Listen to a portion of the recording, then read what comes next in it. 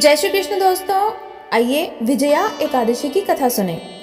युधिष्ठिर ने पूछा, हे वासुदेव, फागुन के कृष्ण पक्ष में किस नाम की एकादशी होती है और उसका व्रत करने की विधि क्या है? कृपा करके बताइए। भगवान श्री कृष्ण बोले, युधिष्ठिर, एक बार नारद जी ने ब्रह्मा जी से फाल्गुन के कृष्ण पक्ष की विजया एकादशी के व्रत से होने वाले पुण्य के बारे में पूछा था। तब ब्रह्मा जी ने इस व्रत के बारे में उन्हें जो कथा और विधि बताई थी उसे सुनो। ब्रह्मा जी ने कहा, नारद, यह व्रत बहुत ही प्राचीन, पवित्र और पाप नाशक है। यह एकादशी राजाओं को विजय प्रदान करती है। त्रेता युग में मर्यादा पुरुषोत्तम श्री रामचंद्र जी जब लंका पर चढ़ाई करने के लिए समुद्र के किनारे पहुंचे, तब उन्हें समुद्र को पार करने का कोई उपाय नहीं सूझ रहा था। उन्होंने लक्ष्मण जी से पूछा, सुमित्रा नंदन, किस उपाय से इस समुद्र को पार किया जा सकता है? वह अत्यंत अगाध और भयंकर जल जंतुओं से भरा हुआ है। मुझे ऐसा कोई उपाय दिखाई नहीं देता जिससे इसे सुगमता से पार किया जा सके। लक्ष्मण जी बोले, हे प्रभु, आप ही आदिदेव और पुराण पुरुष पुरुषोत्तम हैं। आपसे क्या छिपा है? यहाँ से आधे योजन की दूरी पर कुमारी द्वीप में बकलादभ्य नाम के मुनि रहते हैं। आप उन प्राचीन मुनीश्वर के पास जाकर उन्हीं से इसका उपाय पूछिए।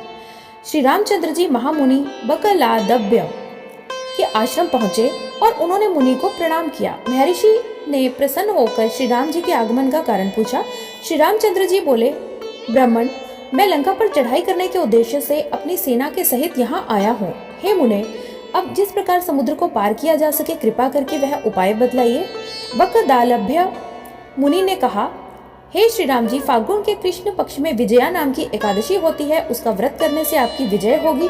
निश्चय ही आप अपनी वानर सेना के साथ समुद्र को पार कर लेंगे। राजन, अब इस व्रत की फलदायक विधि सुनिए। दशमी के दिन सोने, चांदी, तांबे या मिट्टी के एक कलश स्थापित कर उस कलश को जल से भरकर उसमें पल्लव डाल दें। पल्लव यानी कि पत्ते।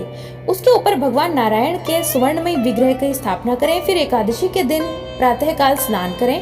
कलश को पुनः स्थापित करें। माला, चंदन, सुपारी, नारियल आदि के द्वारा विशेष रूप से उसका पूजन करें। कलश के ऊपर सप्त धान्य और जौ रखें। गंध, धूप, दीप और नैवेद्य से पूजन करें। कलश के सामने बैठकर कथा वार्ता आदि के द्वारा सारा दिन व्यतीत करें और रात में भी वहां जागरण करें। अखंड व्रत की सिद्धि के लिए घी का दीपक जलाएं। फिर द्वादशी के दिन सूर्योदय होने पर उस कलश को किसी जलाशय के समीप स्थापित करें और उसकी विधिवत पूजा करके देव प्रतिमा सहित उस कलश को वेदवेत्ता ब्राह्मण के लिए दान कर दें। कलश के साथ और भी दान किए जा सकते हैं। श्री राम, आप अपने सेनापतियों के साथ इस विधि से प्रयत्न पूर्वक विजया एकादशी का व्रत कीजिए। इससे आपकी विजय होगी। ब्रह्मा जी कहते हैं, नारद, यह सुनकर श्री रामचंद्र जी ने मुनि के कथनानुसार उस समय विजया एकादशी का व्रत किया। उस व्रत के करने से श्री रामचंद्र जी विजयी हुए। उन्होंने संग्राम में रावण को मारा, लंका पर विजय पाई और सीता को प्राप्त किया। बेटा, जो मनुष्य इस विधि से व्रत करते हैं उन्हें इस लोक में विजय प्राप्त होती है और उनका परलोक भी अक्षय बना रहता है। भगवान श्री कृष्ण कहते हैं, युधिष्ठिर, इस कारण विजया का व्रत करना चाहिए। इस प्रसंग को पढ़ने और सुनने से वाजपेयी यज्ञ का फल मिलता है।